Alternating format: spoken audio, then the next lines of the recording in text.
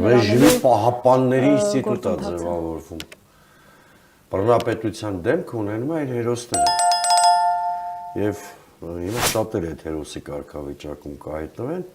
ովքեր մնում են եւ ատամներով պաշտպանում են Նիկոլ Փաշինյանի իշխանությունը։ Այսինքն այս process-ը վաղուց է սկսվել, այդ եկեղեցու դեմ վայրահաճոցները,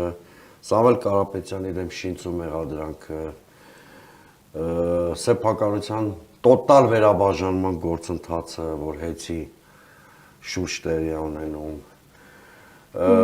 առաջին նախագահի դեմ թիրախավորումները, դե երկրորդին, երրորդին վաղուց վարժվել ենք։ Իդեպ ինչու է թիրախավորում առաջին նախագահը, նաև Նիկոլ Փաշինյանը տիկնոջ կողմից։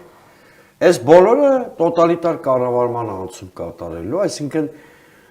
Նիկոլ Փաշինյանը խնդիր է դրել, որ հանրային կյանքի բոլոր ասպեկտները պետք է լինեն իր տոտալ վերահսկողության ներքո։